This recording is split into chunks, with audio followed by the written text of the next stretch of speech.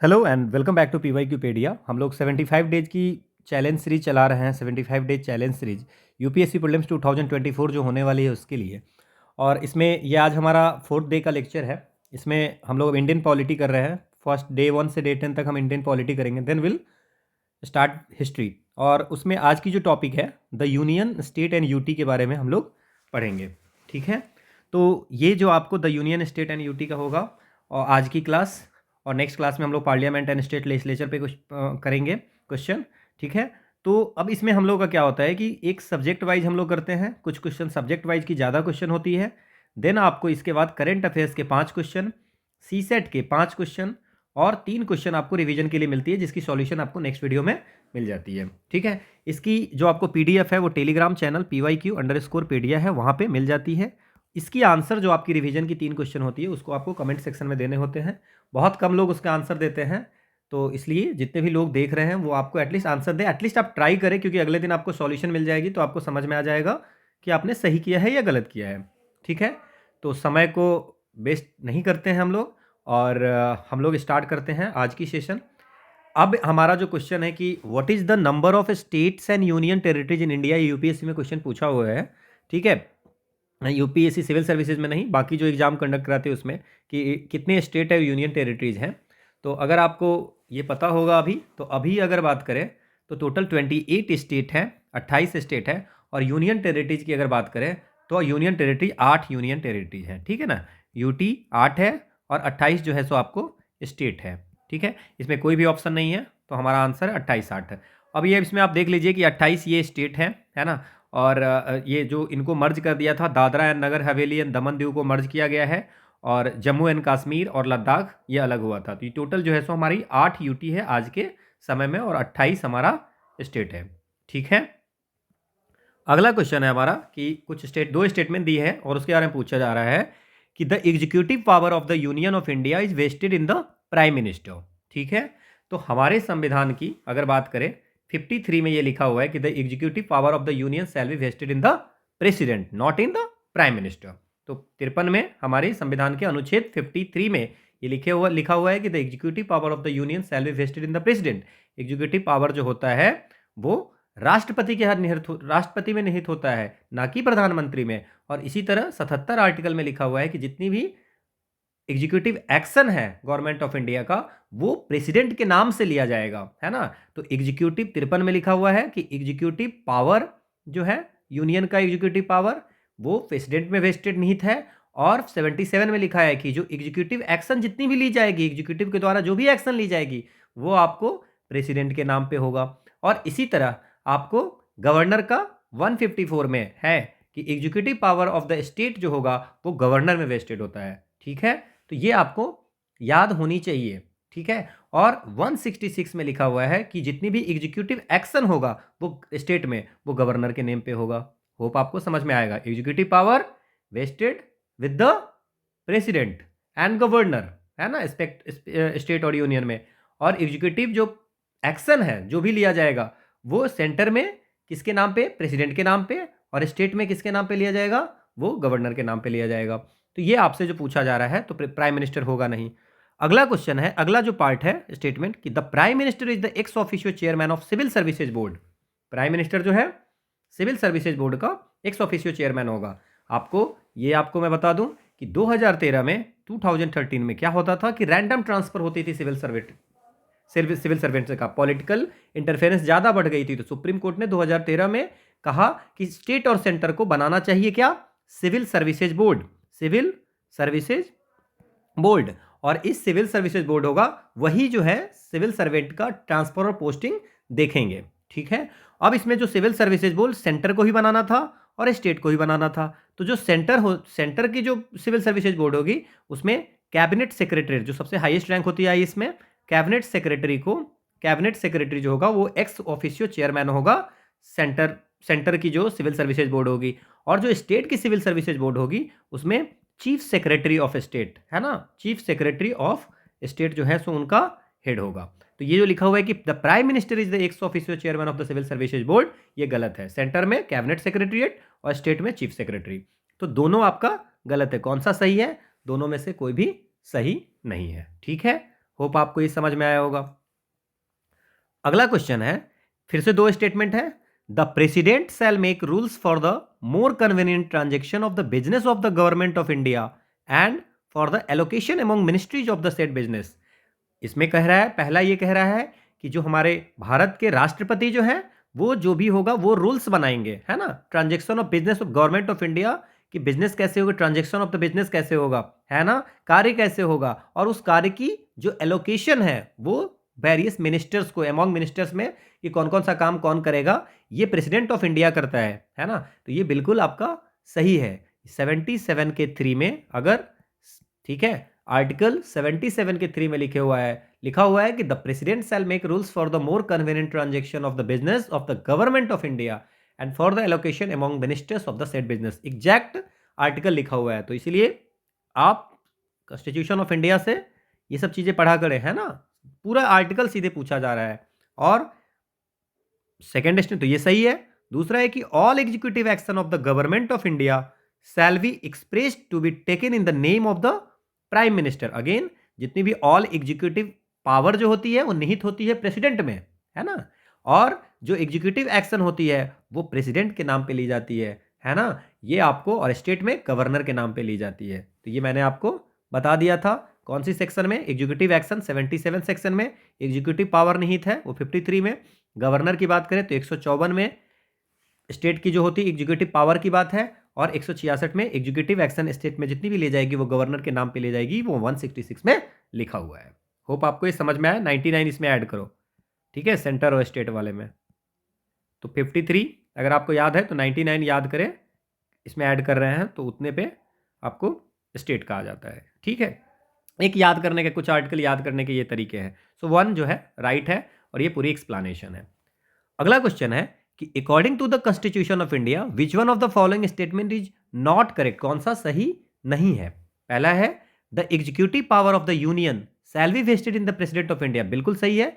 कौन सी आर्टिकल में ये चीज लिखी हुई है कि एग्जीक्यूटिव पावर जो है, एग्जीक्यूटिव पावर प्रेसिडेंट में है? 53 आर्टिकल में लिखा हुआ है कि executive power of the union shall be vested in the president of India, है ना। इसके बाद है parliament by law can confer function on authorities other than president of India, है ना। पार्लियामेंट क्या कर सकती है कि कोई फंक्शन जो है अथॉरिटीज पे प्रेसिडेंट ऑफ इंडिया के अलावा, other than the president of India, किसी अथॉरिटी को कन्फर कर सकती है कोई पावर बाई लॉ। तो ये आपको कौन सी आर्टिकल में लिखी हुई है? तो आपको इसमें आपको याद रखना है कि 53 में ही जो आपकी जो सब क्लॉज 3 है वहां पे लिखा हुआ है कि parliament by law can confer function on authorities other then the president. Exact यही लाइन लिखी हुई है, क्लियर, 53 के 3 में, ठीक है। अब क्या है, दोनों 53 में लिखी हुई है।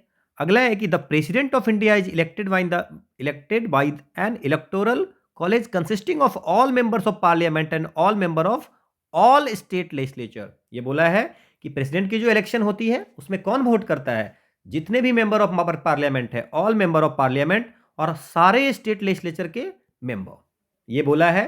लेकिन ये हमारी संविधान के 54 में प्रेसिडेंट के इलेक्शन के बारे में दी हुई है। वहां पे लिखा हुआ है कि इलेक्टेड मेंबर ऑफ पार्लियामेंट, है ना, इलेक्टेड मेंबर, ऑल नहीं, ऑल में नॉमिनेटेड भी आ जाएगा, तो ये हो गया गलत हमारा।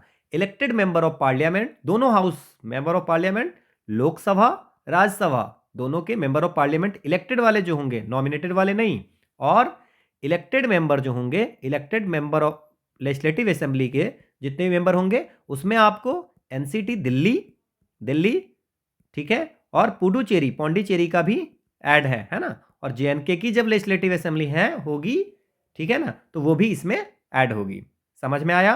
तो ये आपका हो गया गलत, ठीक है। तो नॉट करेक्ट पूछ रहा है तो ये होगा a person having held office as the president shall be eligible for election to the office for. दूसरी बार प्रेसिडेंट बन सकता है कि नहीं? अगर कोई प्रेसिडेंट है तो दूसरी बार बन सकता है कि नहीं?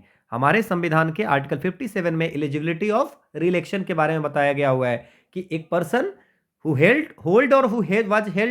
हैज हेल्ड, या तो अभी प्रेसिडेंट होगा या पहले कभी प्रेसिडेंट बना हुआ है ना, वो अगर चाहेगा तो फिर से री-इलेक्शन के लिए री-इलेक्शन उनका हो सकता है, उनका एलिजिबल होंगे वो री-इलेक्शन के लिए।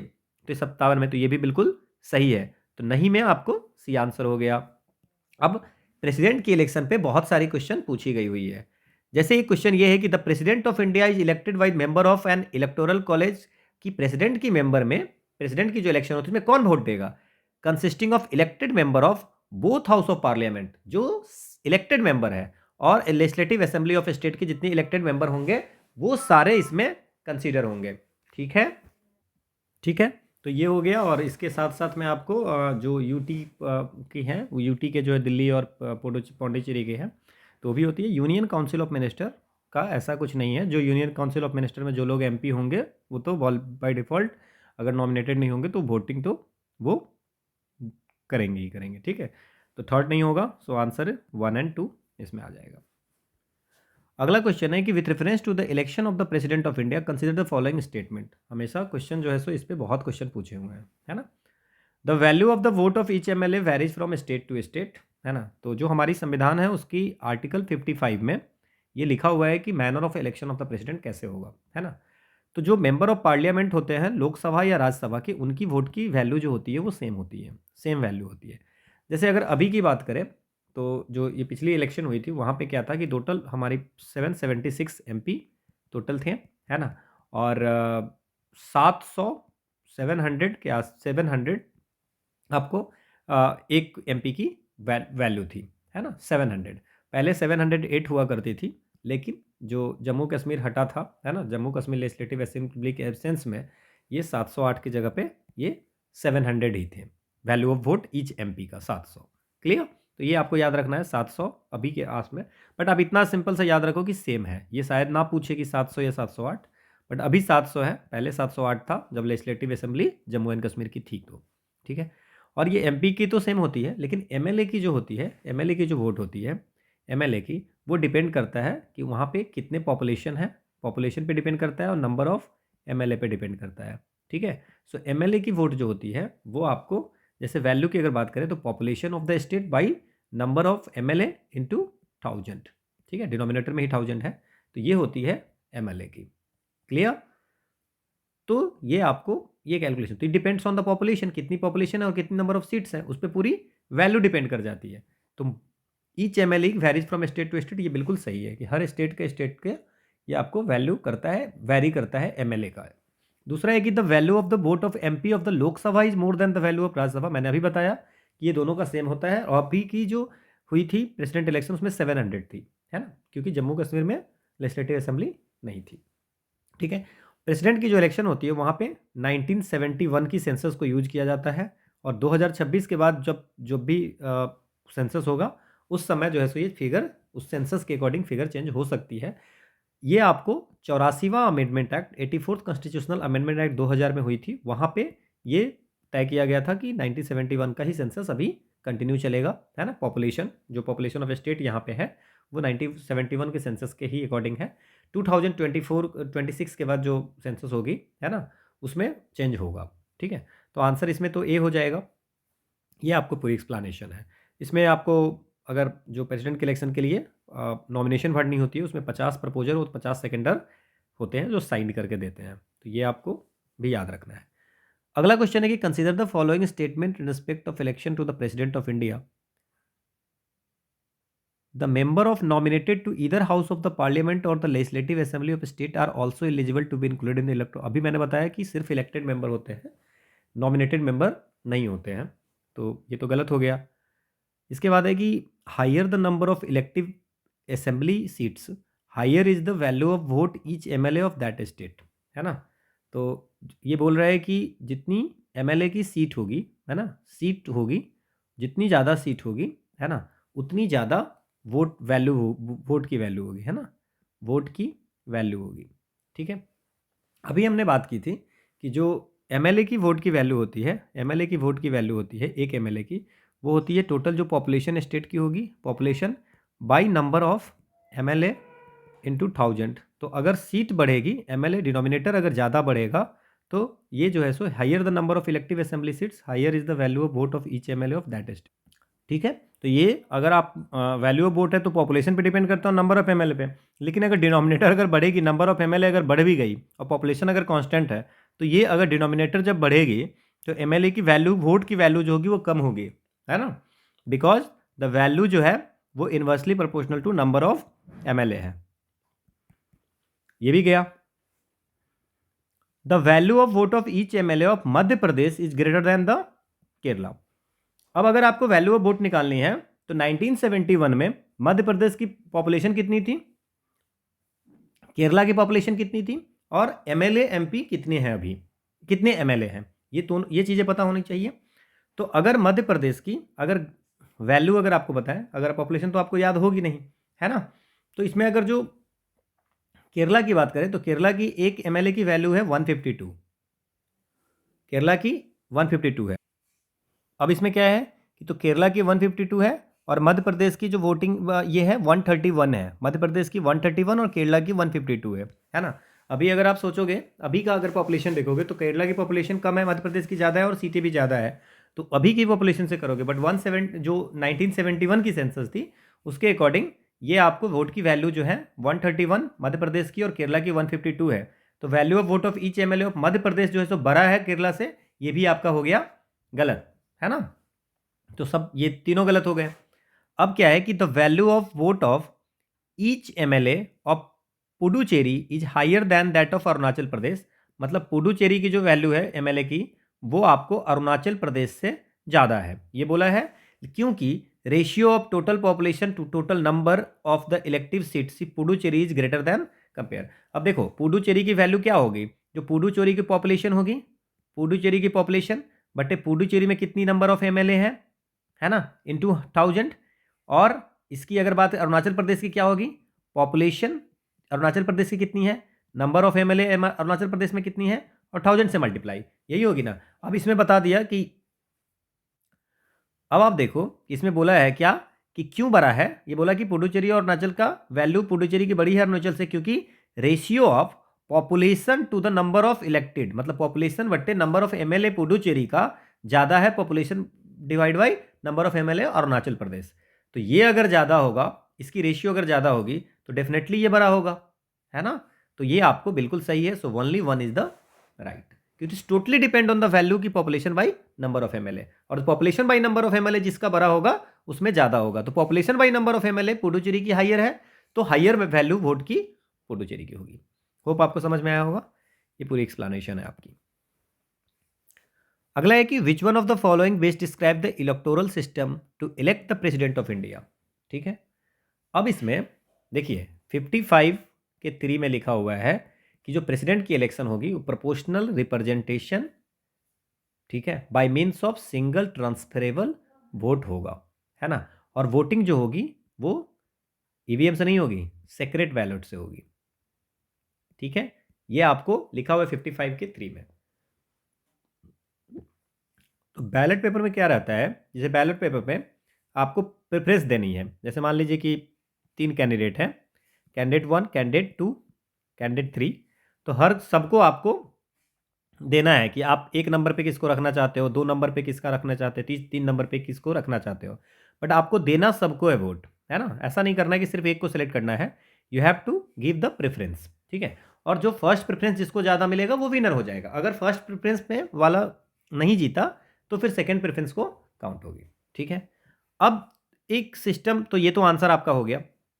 एक है first past the post system, एक है प्रोपोर्शनल रिप्रेजेंटेशन। ठीक है, अब इस दोनों में अंतर क्या है। ठीक है, जो first past the post system होता है उसमें क्या होता है कि एक कंट्री को स्मॉल स्मॉल जोग्राफिकल यूनिट में, जिसको कंस्टिट्यूएंसी बोलते हैं, है ना, उसमें बांट देते हैं। देखते हैं डिफरेंट कंस्टिट्यूएंसी है।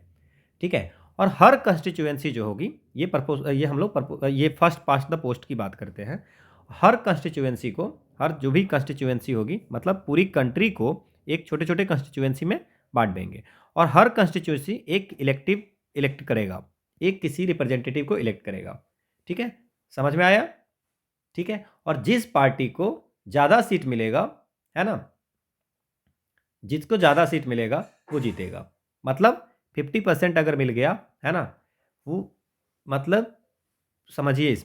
अब इस जो या जो प्रोपोर्शनल रिप्रेजेंटेटिव होती है वहाँ पे क्या होती है कि वोटर जो है पार्टी को वोट करती है ना, पार्टी को वोट करती है ना, और पार्टी को सीटें ज़्यादा बढ़ती है, पार्टी को सीट मिलती है ना। जैसे इंडिया में ऐसा है, और जिसको 50% पास कर गया, 50% से ज़्यादा मिल गया सीट, वो जीत गया। जैसे 272 मिल गया, है ना, 273 मिल गया तो वो विन कर जाता है। तो ये तो आपको फर्स्ट पास्ट द पोस्ट है, जो पहले जो मेजोरिटी को पार्ट कर जाएगा। ठीक है ना, क्लियर, समझ में आ गया? ठीक है। अब इसमें एक चीज़ और है कि जैसे मान लीजिए वोटिंग है, वैसे मान लीजिए कि कहीं पे 500 वोट है ना, किसी कंस्टिट्यूएंसी में 500 वोट है, तो 100 वाले भी जीत सकते हैं, क्योंकि ये अब इसमें 50% कितनी हुई, 250, है ना, 250 कम से कम, तो 251 वोट चाहिए जीतने के लिए, मेजोरिटी को अगर पार करना है तो। लेकिन अगर कोई 100 वाला भी विनर हो जाता है, क्यों होता है कि इसमें जो ये फर्स्ट पास्ट द पोस्ट है, कि मतलब कि जितने भी कैंडिडेट खड़े हुए हैं उसमें सबसे ज़्यादा किसको मिला है, जितने भी कैंडिडेट खड़े हुए हैं उसमें सबसे ज़्यादा किसको मिला है। समझ में आया? ठीक है, ठीक है। और जो आपको प्रोपोर्शनल रिप्रेजेंटेशन सिस्टम होती है, उसमें क्या होता है कि पार्टी को लोग वोट देते हैं, कैंडिडेट को वोट नहीं देते हैं, पार्टी को वोट देते हैं, और जितनी वोट मिलती है उसके अकॉर्डिंग सीट देती है। जैसे मान लीजिए कि अगर किसी पार्टी को, वन इज द बीजेपी और एक कांग्रेस मान लीजिए है, ठीक है, इंडिया में तो ये first past the post system चलता है। अगर मान लीजिए बीजेपी है, कांग्रेस है, इसको मान लीजिए कि 60% सीट मिली, इसको 40% सीट मिली, किसी को 10% मिली, किसी को कुछ और मिली, 30 मान लेते हैं, इसको 50 मान लेते हैं। तो अब क्या होगी, सीटें जो होंगी ना, वो आपको कितनी वोट मिली है उसके अकॉर्डिंग आपको सीट दे दी जाएगी। जैसे मान लीजिए कि 200 सीट है, 200 सीट है, तो बीजेपी को चूंकि 50% मिली है तो उसको हम 100 सीट दे देंगे, कांग्रेस को 30 मिली है तो 60 सीट दे देंगे, 10% को वाले 30 सीट दे देंगे। तो ऐसे करके होता है, this is the proportional representative, proportional representation. ठीक है, तो ये आपको प्रोपोर्शनल रिप्रेजेंटेशन और सिंगल ट्रांसफरेबल वोट जो एनसीईआरटी में मैंने जो दिया हुआ है वो मैंने आपको यहाँ पे कटिंग दे दी है। ठीक है, अगला क्वेश्चन है कि which one of the following methods is allowed in electing the president, again proportional representation and the single transferable vote. अगला है कि which one of the following statement about the election of president India is not correct. अब इसमें है a union minister shall not be eligible for election as the president. Union minister जो है president के election के लिए eligible नहीं है, यही गलत है, कोई भी हो सकता है एलिजिबल, क्योंकि आपको अगर क्वालिफिकेशन की बात करें तो 58 में, आर्टिकल 58 में प्रेसिडेंट की क्वालिफिकेशन दिया हुआ है, जहाँ पे प्रेसिडेंट जो होगा सिटीजन ऑफ इंडिया होगा, कम से कम 35 वर्ष का उम्र होगा, और लोकसभा में इलेक्शन के लिए वो क्वालिफाइड होगा। ठीक है, अगर सिर्फ ऑफिस ऑफ प्रॉफिट अगर कोई रखा होगा, ऑफिस ऑफ प्रॉफिट किसी भी गवर्नमेंट ऑफ इंडिया या गवर्नमेंट ऑफ एनी स्टेट में, ठीक है ना, तो वैसे को वो एलिजिबल नहीं होगा। लेकिन अगर कोई वाइस प्रेसिडेंट है, वो अगर प्रेसिडेंट के लिए खड़ा होना चाहे, या कोई मिनिस्टर होगा, है ना, तो वो खड़ा हो सकता है। तो नॉट पूछ रहा है, तो आपको अगर यही union minister shall be, can be eligible for election, may be eligible for election as the president, तो बिल्कुल ये सही नॉट नहीं होगा। अगला है कि the president is elected by the elected members of parliament and legislative assembly of state and union territory, बिल्कुल इलेक्टेड मेंबर्स के। The electoral college does not include elected member of legislative council की elected member इसमें included नहीं है, ये भी बिल्कुल सही है, लेजिस्लेटिव असेंबली की सिर्फ है। The system of proportional representative bye means of single transferable vote is followed, ये बिल्कुल सही है। ठीक है, ये पूरी एक्सप्लेनेशन है। अगला क्वेश्चन है कि if the election of the president of India is declared void, अगर सुप्रीम कोर्ट ये कहती है कि जो इलेक्शन हुई है वो पूरा वॉइड है, शून्य है ना, तो क्या होगा, जितनी भी एक्ट्स प्रेसिडेंट के द्वारा ड्यूटी जो भी किया होगा, और एज अ प्रेसिडेंट जो भी किया होगा, जिस दिन डिसीजन आती है सुप्रीम कोर्ट के, उससे पहले जो भी डिसीजन ली होगी, जैसे मान लीजिए कोई प्रेसिडेंट बन गया, है ना, और कुछ दिन के बाद सुप्रीम कोर्ट ने उसको वॉइड कर दिया, तो इस बीच में जितनी भी डिसीजन लिए हैं, वो decision before the date of decision become invalid, वो सारी इनवैलिड हो जाएगी, ये बोल रहा है पहला। दूसरा कह रहा है हमको कि, तो पहले इसकी बात करते हैं हम लोग, कि हमारे संविधान में 71 आर्टिकल है, 71 आर्टिकल में लिखा हुआ है कि जितनी भी जो प्रेसिडेंट और वाइस प्रेसिडेंट की डिस्प्यूट होगी, है ना, इलेक्शन में, वो सुप्रीम कोर्ट देखेगी। तो पहली तो चीज़ ये हो गई। दूसरी है कि अगर प्रेसिडेंट और वाइस प्रेसिडेंट की इलेक्शन सुप्रीम कोर्ट के द्वारा ये कहा गया कि भाई ये जो है सो आपको नल एंड वॉइड हो गया, तो उस केस में जितनी भी वो ड्यूटीज उनकी जो इन बिटवीन इस समय में, है ना, इलेक्शन से लेकर के जब तक वॉइड होती है, उस बीच में जो भी डिसीजन लिए होंगे, है ना, तो वो डिसीजन जो होगा वो इनवैलिड नहीं होगा। तो ये लिखा है कि वैलिड इनवैलिड होगा, तो ये गलत हो गया। दूसरा है कि election for the post of the president of India can be postponed on the ground that some legislative assembly have been dissolved and election are yet to take place. अगर मान लीजिए कि प्रेसिडेंट का इलेक्शन ड्यू है और कोई भी legislative assembly, कोई भी, ये आपको 71 के 4 में लिखा हुआ है ना, 4 में लिखा हुआ है आपको, ठीक है, समझ में आया। तो अब इसमें क्या लिखा हुआ कि कहीं पे कोई वैकेंसी है, कोई लेजिस्लेटिव असेंबली डिजॉल्व्ड है, उस कारण से प्रेसिडेंट के इलेक्शन में कोई भी आपको क्या कहते हैं उसको, प्रेसिडेंट के इलेक्शन में आपको रुकावट नहीं आएगी, कोई भी रीजन हो ऐसा, ठीक है। तो ये भी 4 में लिखा हुआ है। तो election for the president of the election for the post of the president of India can be postpone, नहीं पोस्टपोन नहीं किया जा सकता है। अगर कोई लेजिस्लेटिव असेंबली डिजॉल्व भी है तो कोई दिक्कत नहीं, जितनी है उसी में काम होगा, उसको पोस्टपोन नहीं किया जा सकता है। ये भी गलत हो गया। When a bill is presented to the President of India, the Constitution prescribes time limits within which she has to declare his her assent. 111 में लिया हुआ है प्रेसिडेंट को असेंट, बिल के लिए असेंट की बात की गई हुई है। पार्लियामेंट दोनों, अगर पार्लियामेंट दोनों हाउस अगर पार्लियामेंट बिल को पास करती है और प्रेसिडेंट के पास भेजती है तो प्रेसिडेंट को क्या कर सकती है, या तो असेंट दे सकती है या उसको विथहोल्ड भी कर सकती है, विथहोल्ड भी कर सकती है। और इसकी कोई टाइमलाइन हमारे संविधान में नहीं दिया गया हुआ, संविधान में कोई टाइमलाइन नहीं दी गई हुई है, ठीक है। अगर प्रेसिडेंट कोई बिल को रिटर्न भी करता है, मनी बिल को रिटर्न नहीं कर सकता है। अगर प्रेसिडेंट बिल को रिटर्न करता है, ठीक है ना, और फिर से दोबारा अगर हाउस उसको पास कर देता है तो दोबारा टाइम में प्रेसिडेंट उसको रिटर्न नहीं कर पाएगा। तो इसमें कौन सी सही है, कोई भी सही नहीं है। ये पूरी एक्सप्लेनेशन आपको दी हुई है। अगला है the president of India has been empowered to return a bill as soon as possible on presentation to him after its having been passed by the House of Parliament for assent, except किस काम में किस समय में नहीं कर सकता है, कौन सी बिल नहीं कर सकते हैं। आर्टिकल 111 में लिखा हुआ है कि मनी बिल को नहीं कर सकता है, बाकी बिल को रिटर्न कर सकता है प्रेसिडेंट, ठीक है। अगला क्वेश्चन है कि which one of the following is most appropriate regarding the resignation of president of India. President of India की रिमूवल की बात हो रही है, तो इंपीचमेंट तो आपको पता ही 61 में, बट ये इंपीचमेंट की बात नहीं कर रहा है कि अगर प्रेसिडेंट को रिजाइन करना है तो किसको देगा लेटर, तो प्रेसिडेंट को रिजाइन करना है तो वाइस प्रेसिडेंट को रिजाइन करेगा। और वाइस प्रेसिडेंट, ये हमारे संविधान की आर्टिकल 56 में लिखा हुआ है, 56 में, कि president may by writing under his hand address to the vice president resign his office, vice president को रिजिग्नेशन लेटर दे सकता है। और जैसे ही वाइस प्रेसिडेंट को रिजिग्नेशन लेटर मिला तो वाइस प्रेसिडेंट क्या करेगा, उसको स्पीकर ऑफ द लोकसभा को ये कम्युनिकेट करेगा कि प्रेसिडेंट ने हमें ये लेटर दिया है। तो the resignation letter is address to the vice president of India who must communicate with the speaker of the Lok Sabha. So this is the answer, ठीक है। अगला है कि what was the position held by doctor Sarvepalli Radhakrishnan before he became the vice president of India. Vice president of India बनने से पहले सर्वपल्ली राधाकृष्णन कौन से पोस्ट पे थे, तो वाइस प्रेसिडेंट बनने से पहले 1949 से लेकर के 1952 में आपको सोवियत यूनियन जो है, रशिया सोवियत यूनियन के एम्बेसडर थे। So ambassador to the Soviet Union. एक चीज़ और याद रखिए, 6 ऐसे वाइस प्रेसिडेंट हैं अभी तक जिनको वाइस प्रेसिडेंट के बनने के बाद प्रेसिडेंट बने हैं। उसमें आता है सर्वपल्ली राधाकृष्णन का भी नाम है, देन जाकिर हुसैन का नाम है, वीवी गिरी का नाम है, आर वेंकट रमन का नाम है, आर वेंकट रमन का, शंकर दयाल शर्मा का नाम है और के आर नारायणन का नाम है, ठीक है। ये आपको एक्सप्लेनेशन है। अगला क्वेश्चन है कि who among the following become the president of India without having been the vice, बिना वाइस प्रेसिडेंट बने हुए। इसीलिए मैंने आपको पहले बता दिया कि 6 जो वाइस प्रेसिडेंट हैं, 6 जो ऐसे हैं जो वाइस प्रेसिडेंट बनने के बाद ये क्रोनोलॉजी में है ना, प्रेसिडेंट बने हैं। तो वीवी गिरी बने हैं, वेंकट रमन बने हैं, जाकिर हुसैन बने हैं, नीलम संजीव रेड्डी जो है वो नहीं बने हैं। नीलम संजीव रेड्डी और भी चीज़ों के लिए फेमस है।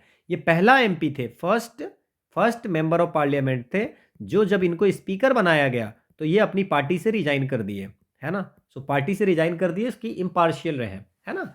और यही एक पहला है जो आज तक यूनानिमसली आपको स्पीकर भी चूज हुए थे और 6th लोकसभा में और 6th प्रेसिडेंट भी बने थे, ठीक है। अनअपोज्ड प्रेसिडेंट बने थे, यूनानिमसली और अनअपोज्ड बने थे। समझ में आया? तो ये आपको ध्यान रखना है, ये आपको एक्सप्लेनेशन है। अगला है कि who among the following is the ex officio chairman of the council of state. हमारी संविधान की आर्टिकल 63 में कहता है, 64 में कहता है कि वाइस प्रेसिडेंट जो होगा वो ex officio chairman of the council of state which is Rajya Sabha, ठीक है। अगला है कि who among the following bodies decides about doubts and dispute relating to election of president और वाइस प्रेसिडेंट ऑफ इंडिया की इलेक्शन में कोई डिस्प्यूट होगी वो कौन डिसाइड करेगा, तो हम लोगों ने बात किया था, इट्स अ सुप्रीम कोर्ट जो डिसाइड करेगा। अगला है कि who among the following had the shortest span in office as the prime minister of India. सबसे कम टाइम के लिए प्राइम मिनिस्टर कौन रहा था, कौन रहे थे? लाल बहादुर शास्त्री, चौधरी चरण सिंह, चंद्रशेखर और एच.डी. देवगौड़ा। तो ये हमारे चौधरी चरण सिंह थे जो सबसे कम दिन के लिए रहे थे। अगर आप देखेंगे तो जैसे जवाहरलाल नेहरू, गुलजारीलाल नंदा, लाल बहादुर शास्त्री, फिर गुलजारीलाल नंदा, है ना? तो आपके जो चौधरी चरण सिंह थे, चौधरी चरण सिंह, वो आपको जुलाई 28, 1979 से जनवरी 14, 1980 तक मात्र 6 महीने के लिए ये बने थे। ठीक है ना? सो चौधरी चरण सिंह इज द आंसर। ठीक है। क्वेश्चन है कि at the time of becoming the prime minister of our country one must be a member of one of the house of the parliament. अगर नहीं होगा तो must become a member of one of the house within 6 month. ठीक है। हमारी संविधान की 74(5) में कहता है, आर्टिकल 74(5) में कहता है कि कोई भी मिनिस्टर जो होगा, है ना, वो आपको अगर 6 महीने तक किसी भी हाउस का मेंबर नहीं होगा तो वो जो है सो, ठीक है, उसी समय से तो वो मिनिस्टर नहीं बन पाएगा। तो प्राइम मिनिस्टर बनने के लिए आपको जरूरी नहीं है कि आप किसी भी हाउस के मेंबर हो, बट जिस दिन आप बन रहे हो उसको विद इन 6 मंथ आपको मेंबर बनना है। सो must be a member of one of house of parliament. If अगर नहीं है तो दोनों हाउस में से किसी का मेंबर होना चाहिए, अगर नहीं है तो 6 महीने के अंदर आपको बन जाना है ना? ये आपको सही है। अगला क्वेश्चन है कि the prime minister of India is a member of, अगर प्राइम मिनिस्टर राज्यसभा को अगर मनमोहन सिंह जी थे तो क्या उनको क्या कर सकते हैं? He can make a statement only in the Rajya Sabha. अगर राज्यसभा में हो गए प्राइम मिनिस्टर या कोई भी मिनिस्टर, वो किसी भी लोकसभा या राज्यसभा में जाके स्टेटमेंट दे सकते हैं, वोटिंग नहीं देंगे बस। He has to become a member of the Lok Sabha within 6 month. उनको लोकसभा के मेंबर बनना होगा, नहीं ऐसा कुछ नहीं है। मनमोहन सिंह जी जो थे वो राज्यसभा के ही मेंबर थे। He will not be able to speak on the budget in the Lok Sabha. वो इस लोकसभा में बजट में नहीं बोल पाएंगे। क्यों नहीं बोलेंगे भाई? बोल पाएंगे। He will not be able to vote in his favour. वो सिर्फ आपको वोट नहीं दे पाएंगे किसी भी चीज पे, चाहे नो कॉन्फिडेंस मोशन हो या किसी भी चीज पे। ठीक है। अगला है कि the member of the union council of minister are collectively responsible to. तो मेंबर जो है यूनियन काउंसिल मिनिस्टर का, वो कलेक्टिवली रिस्पॉन्सिबल जो है 75 के 3 में लिखा हुआ है कि the council of minister shall be collectively responsible to the house of people which is Lok Sabha. तो ठीक है, तो मेंबर्स है यूनियन काउंसिल मिनिस्टर के जो भी मेंबर हैं वो collectively responsible to the Lok Sabha. ठीक है। अगला है कि the council of minister in the centre shall be collectively responsible to the parliament. Parliament में लोकसभा राज्यसभा सब आते हैं। ठीक है, लोकसभा राज्यसभा और प्रेसिडेंट आते हैं। तो पार्लियामेंट में रिस्पॉन्सिबल नहीं है काउंसिल ऑफ मिनिस्टर। ठीक है, वो किस पे है? लोकसभा पे है। तो पहला गलत हो गया, आंसर हो गया ये। The union minister shall hold the office during the pleasure of the president of India. Union minister, ये आपको ये लिखा हुआ है हमारी 75(2) में लिखा हुआ है कि the council of minister shall be collectively 75(2) में लिखा हुआ है the minister shall hold office during the pleasure of the president. 75(3) में लिखा हुआ है कि the council of minister shall be collectively responsible to the house of people which is Lok Sabha. The prime minister shall communicate to the president about the proposal of legislation. Proposal for legislation prime minister communicate करता है।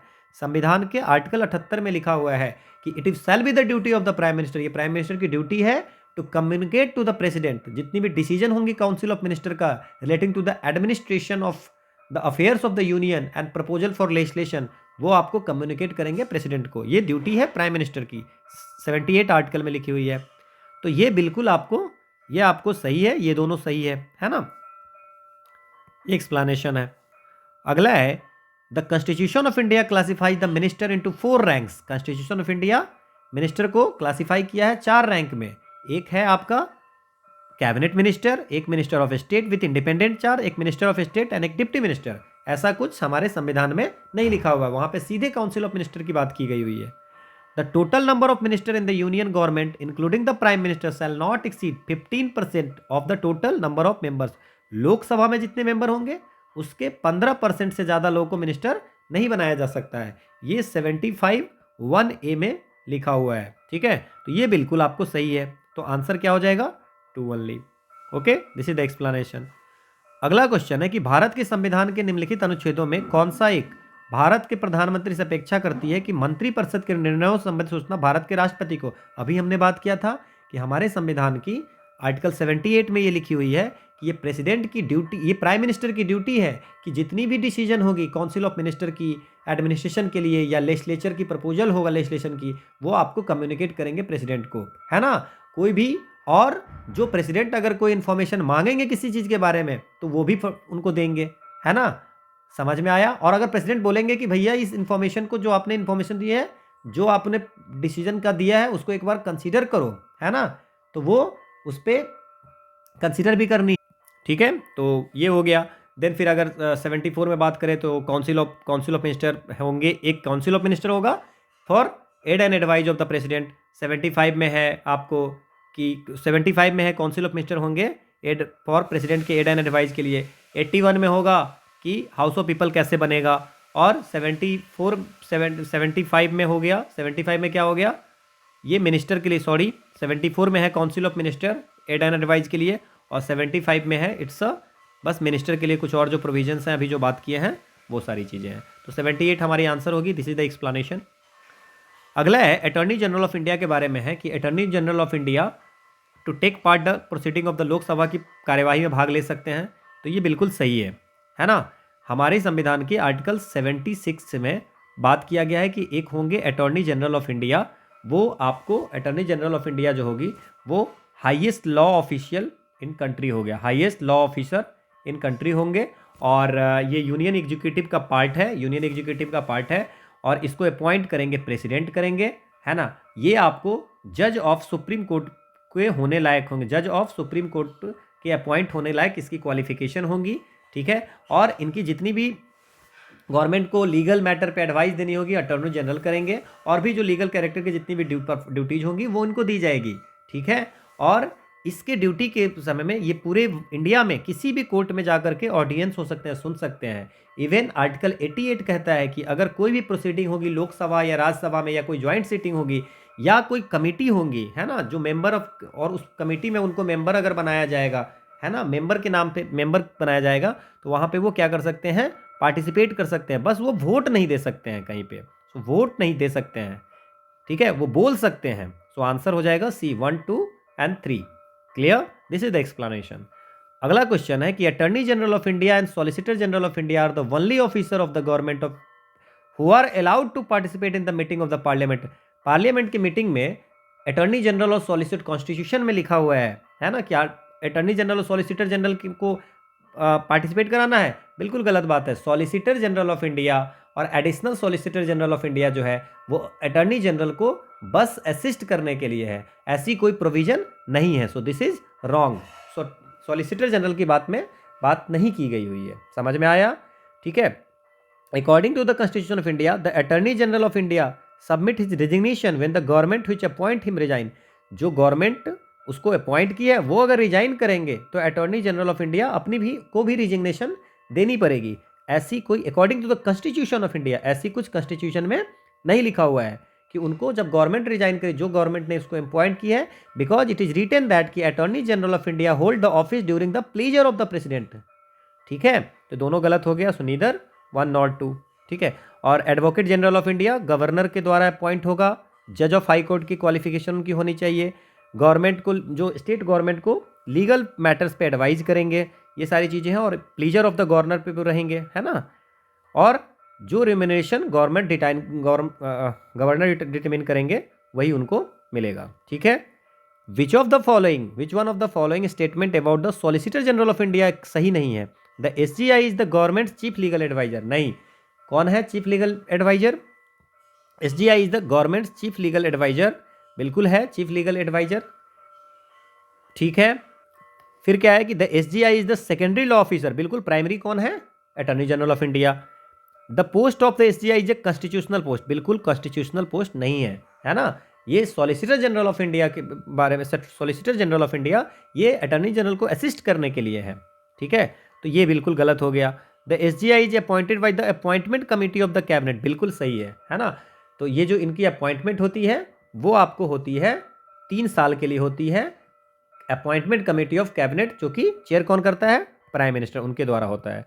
तो secondary है क्योंकि primary attorney general है, chief legal adviser है ये, है ना। और SGI जो है सो 3 साल के लिए appointment committee of the cabinet, जो कि प्राइम मिनिस्टर चेयर करते हैं, उनके लिए है।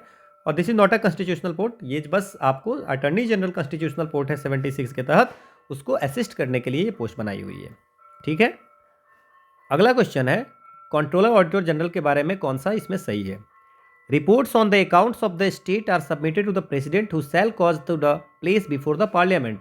देखिए, जब आर्टिकल 148 में कंट्रोलर एंड ऑडिटर जनरल के बारे में दिया हुआ है, जिसको अपॉइंट करते हैं प्रेसिडेंट, और इनको अगर रिमूव करना होगा तो सुप्रीम कोर्ट के जज को जैसे रिमूव करते हैं उसी ग्राउंड पे आप इसको रिमूव कर सकते हैं। 150 में ये लिखा हुआ है आर्टिकल 150 में कि जो स्टेट होगा और यूनियन होगा, वो जो स्टेट होगा और यूनियन होगा उसकी जो अकाउंट्स होगी वो कैसे किस तरह से रखेंगे, तो वो जो प्रेसिडेंट कहेंगे, जैसे कैग के एडवाइस होगा और प्रेसिडेंट जैसे बोलेंगे कि कैसे रखना है ना, the account of the union of the state shall be kept in such form, उस तरीके से रखना है as the president may on the advice of the CAG of India prescribe. President CAG के एडवाइस पे जैसा प्रिस्क्राइब करेंगे वैसे ही तरह से अकाउंट को रखना है।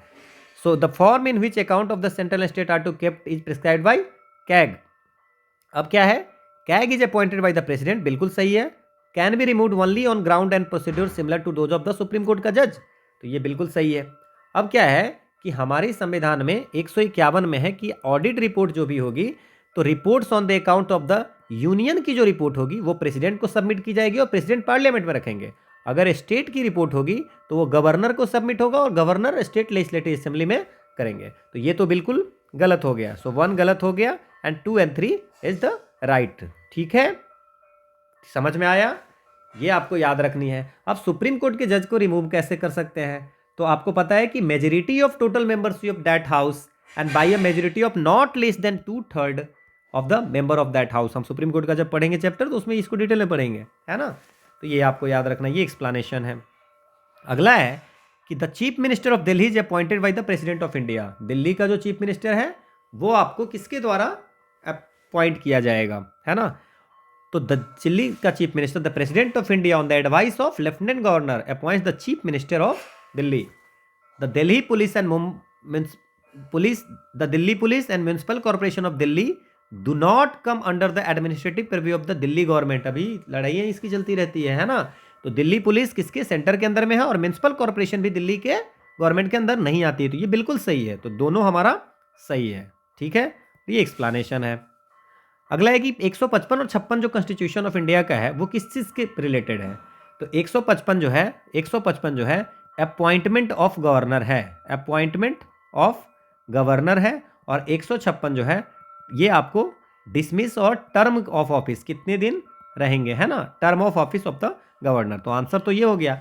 इंटर स्टेट काउंसिल आर्टिकल 263 में है ना, और इलेक्शन कमीशन 324 में है। समझ में आया, ये एक्सप्लेनेशन है। अगला क्वेश्चन है कि which of the following are the discretionary power given to the governor. State के गवर्नर को डिस्क्रिशनरी पावर क्या क्या है, तो डिस्क्रिशनरी पावर आपको क्या है ये हम लोग देखते हैं। देखिए इसमें क्या है कि आर्टिकल जो 163 है वहाँ पे लिखा हुआ है कि कॉन्स्टिट्यूशन में कहा है कि गवर्नर जो है shall exercise his function aid and advice of the council of minister, है ना। कुछ जगह डिस्क्रिशन है वहाँ पे, है ना, जैसे डिस्क्रिशन कहाँ पे है 356 में अगर बात करें तो क्या लिखा हुआ है कि governor of a state can send a report to the president of India recommended impose. President rule लगाने के लिए गवर्नर बोल सकते हैं, और ये इसको डिस्क्रिशनरी पावर में आता है ना गवर्नर का, ठीक है। तो sending a report to the president of India for imposing the president rule, तो ये आपको बिल्कुल सही है ना 356 के तहत में। देन अपॉइंटिंग द मिनिस्टर, नहीं, चीफ मिनिस्टर को, ठीक है, चीफ मिनिस्टर को ये अपॉइंट करते हैं, चीफ मिनिस्टर को अपॉइंट करते हैं ये, ठीक है, और चीफ मिनिस्टर जिसको बोलते हैं उनकी एडवाइस पे, है ना, वो आपको करते हैं मिनिस्टर का। तो ये आपका गलत हो गया, ये आपको गवर्नर की डिस्क्रिशनरी पावर नहीं है, चीफ मिनिस्टर जो बोलेंगे उनके अनुसार से होती है ना, तो ये चीफ मिनिस्टर का डिस्क्रिशन है। तो दूसरा तो गलत हो गया, तो आंसर तो ये हो गई आपको। Reserving certain bills passed by the state legislature for the consideration of the president of India, इनकी डिस्क्रिशनरी पावर में है कि ये अगर कोई भी लॉ, सो गवर्नर रिजर्व कर सकता है कुछ लॉ को, स्टेट लेजिस्लेचर पास करके देगा और वो लिख सकता है, वो कर सकता है ना, अगर उसको लगेगा कि स्टेट हाई कोर्ट का पोजीशन को लेजिस्लेचर जो है सो इंडेंजर कर रहा है, या उसको अगर लगेगा गवर्नर को कि जो कॉन्स्टिट्यूशन की कोई प्रोविजन को अपोज कर रहा है डीपीएसपी को, है ना, या लार्जर इंटरेस्ट ऑफ कंट्री में वो चीज़ नहीं है, या नेशनल इंपॉर्टेंस वाली कुछ बिल है, ठीक है, तो उसको असेंट नहीं दे करके वो रिजर्व कर सकता है प्रेसिडेंट को भेजने के लिए। तो ये आपको बिल्कुल सही है आपका। ठीक है। Making the rules to conduct the business of the state government, ये making the rules to conduct the business है ना, ये आपको हमने पढ़ा है कि he makes the rule for the convenient transaction of the business of a state government, है ना। और लेकिन ये डिस्क्रिशनरी पावर नहीं है, क्योंकि यहां पे उनको काउंसिल ऑफ मिनिस्टर का एड एंड एडवाइस की जरूरत पड़ती है, ठीक है। तो ये भी डिस्क्रिशनरी पावर नहीं है, ये गवर्नर करती हैं, but governor council of minister से, यहां भी मिनिस्टर का अपॉइंटमेंट प्रेसिडेंट ही करते हैं, बट चीफ मिनिस्टर का डिस्क्रिशनरी पावर है। तो 1 and 3 इज द राइट, बाकी रॉन्ग, ठीक है। This is the explanation. अगला है कि no criminal proceeding shall be instituted against the governor of a state in any court during his term of office. तो ये जो है हमारी संविधान में ये लिखा हुआ है, क्या लिखा हुआ है हमारे संविधान में कि कौन सी सब 361 में हम लोग पिछले दिन पढ़े थे, 361 में 361(2) में लिखा हुआ है कि कोई भी क्रिमिनल प्रोसीडिंग जो है प्रेसिडेंट और गवर्नर जब वो ऑफिस में होंगे, है ना, उनके टर्म ऑफ ऑफिस के समय में उन पे नहीं चलेगा किसी भी कोर्ट में। तो ये बिल्कुल आपका सही है। दूसरा है कि the emoluments and allowance of the governor of a state shall not be diminished during his life term. अगर जो आपको सैलरी होगी वो उसकी टर्म ऑफ ऑफिस में डिक्रीज नहीं की जा सकती है। ये 158(4) में लिखा हुआ है कि जो उनकी तनख्वाह होगी, जो अलाउंस होगी, वो उनकी टर्म ऑफ ऑफिस में जो जब ज्वाइन करेंगे तो जो रहेंगी सैलरी उससे बढ़ सकता है, बट घट नहीं सकता है, ठीक है। समझ में आया? ठीक है, तो आंसर क्या हो जाएगा? बोथ 1 and 2, ठीक है। ये एक्सप्लेनेशन में और भी ज्यादा चीजें लिखी हुई है ना, समझ में आया? अगला क्वेश्चन है कि which one of the following suggested that the कि governor should be an eminent person from outside the state. कौन कहा था कि भाई गवर्नर जो है सो आउटसाइड स्टेट से होना चाहिए और detach figure without intense political link, कोई पॉलिटिकल लिंक नहीं हो, है ना, और should not have taken part in politics, और पॉलिटिक्स से दूर वाले चीज को हो। ये कौन सा, किसने कहा था? तो जितनी भी रिफॉर्म कमीशन है, चाहे वो फर्स्ट एडमिनिस्ट्रेटिव रिफॉर्म कमीशन है 1966 में, इन्होंने जब रिपोर्ट 1969 में दिया था तो इन्होंने भी कहा था कि ऐसे पर्सन को लगाए जो नॉन पार्टीशन हो, किसी पॉलिटिकल पार्टी में नहीं हो, इनको पब्लिक लाइफ और एडमिनिस्ट्रेशन का बहुत ज़्यादा एक्सपीरियंस हो। तो फर्स्ट ARC में भी ये बात बोली थी। दूसरी राजा मन्नार कमेटी में, ये भी 1969 में जो आई थी, है ना, उसमें 1971 में रिपोर्ट दिया था। इन्होंने बोला था कि गवर्नर जो होंगे वो, उनको ये कभी नहीं समझना चाहिए जब उनकी अपॉइंटमेंट होती है कि वो एजेंट है सेंटर का, उनको ये समझना चाहिए कि हम स्टेट के कॉन्स्टिट्यूशनल हेड हैं, ठीक है। तो ये बात की थी। सरकारिया कमीशन जो 1983 में आई थी, उन्होंने ये कहा था कि जो गवर्नर होगा वो स्टेट से बाहर का होना चाहिए और डिटैच फिगर होना चाहिए जिसकी कोई पॉलिटिकल लिंक नहीं हो, ठीक है। और इन्होंने ये भी कहा था कि इनको अपॉइंटमेंट करने के लिए कौन अपॉइंटमेंट करेगा? चीफ मिनिस्टर, वाइस प्रेसिडेंट और स्पीकर ऑफ लोकसभा और prime minister, consulted by the prime minister, ठीक है, बिफोर हिज इलेक्शन। तो ये सारे मिलकर के सिलेक्शन करेंगे। तो ये सरकारिया कमीशन में ये चीजें बताई गई थी। National commission to review the working of the constitution जो थी, ये आपको इसने कहा था कि गवर्नर को अपॉइंटमेंट के लिए एक कमेटी होनी चाहिए जिसमें प्राइम मिनिस्टर हो, होम मिनिस्टर हो, स्पीकर ऑफ लोकसभा हो और चीफ मिनिस्टर जिस स्टेट में करना है वो, और ये कमेटी जो हो गवर्नर को। तो ये सब गवर्नर के बारे में कुछ ना कुछ बोला है, बट जो ये कहा है कि आउटसाइड द स्टेट होना चाहिए और पॉलिटिकल लिंक नहीं होना चाहिए, वो किसने कहा था? सरकारिया कमीशन ने। ये एक्सप्लेनेशन है। अगला है कि the chief secretary in A state is appointed by the governor of that state. Chief secretary को अपॉइंट कौन करता है? तो चीफ सेक्रेटरी की जो अपॉइंटमेंट होती है वो आपको करते हैं, गवर्नर नहीं करते हैं, ये चीफ मिनिस्टर करते हैं, ठीक है। लेकिन इन the name of governor, governor के नाम पे, है ना, जितनी भी एग्जीक्यूटिव एक्शन होती है वो गवर्नर के नाम पे होती है, ठीक है। तो ये हो गई। The chief secretary in A state has a fix tenure, ठीक है, इसकी कोई ऐसी फिक्स टेन्योर नहीं है ना, समझ में आया? तो ये दोनों गलत हो गया, ठीक है। ये एक्सप्लेनेशन है। Okay, so this is all about the subject, है ना। अब हम लोग जो करेंगे 5 करंट अफेयर्स के क्वेश्चन करेंगे। पहला क्वेश्चन है कि एक जजमेंट है ना, हर दिन मैं आपको एक जजमेंट करा दे रहा हूँ कि जो न्यूज में है, Kedarnath versus state of Bihar 1962 judgment news में है, वो किससे रिलेटेड था? तो Kedarnath versus state of Bihar है 1962, वो एक 5 जज की कॉन्स्टिट्यूशनल बेंच थी। उन्होंने upheld the constitutional validity of 124A section IPC section 124A को कॉन्स्टिट्यूशनल वैलिडिटी को अपहेल्ड किया था। समझ में आया? क्लियर? तो ये जो आपको 124A है वो आपको सेडिशन है ना। तो इसमें upheld the constitutional validity of sedition, but उसने कहा था कि बस इसकी स्कोप मिसयूज नहीं होनी चाहिए, ऐसा कहा था। सो कॉन्स्टिट्यूशनलिटी ऑफ द सेक्शन 124 है। 124 क्या है, ये आपको 124 है सेडिशन लॉ है, ठीक है, जिसमें है कि इस्लाम में क्या है कि अगर कोई पर्सन बाय वर्ड और अदरवाइज ब्रिंग्स और attempt to bring into hatred और कंटेम्प्ट और एक्साइट्स और attempt to excite disaffection towards the government, जो गवर्नमेंट इस्टेब्लिश बाय लॉ है उसके खिलाफ अगर कोई हैटर्ड देती है ना, और ये लोगों को एक्साइट करती है, तो उस केस में 124 के तहत उनको जेल भी मिल सकती है 3 साल तक, 3 साल से लेकर के लाइफ टाइम तक। तो ये 124A में था। तो यही इसको कॉन्स्टिट्यूशनल सुप्रीम कोर्ट ने Kedarnath versus state of Bihar case में अपहेल्ड किया था कॉन्स्टिट्यूशनल वैलिडिटी को, ठीक है, बट उनको मिसयूज नहीं करने के लिए बोला गया था। इलेक्शन आने वाली है तो इलेक्शन न्यूज में रहेगी, तो इलेक्शन पे क्वेश्चन एक आने की प्रोबेबिलिटी रहेगी। तो the election commission of India has developed a prototype for a multi constituency remote electronic voting machine. ये multi constituency remote electronic voting machine which would enable remote voting by migrant, तो migrant जो voter हैं उनको वो vote दे पाएंगे, इसका एक prototype तैयार किया है। तो अगर इसको हमको लाना पड़ेगा, इसको अगर रिमोटिंग वोटर को, जैसे कहीं पे भी कहीं का कोई है, उसको अगर मान लीजिए कि इंप्लीमेंट करना होगा, तो उनको कौन कौन एक्ट में चेंज करना पड़ेगा।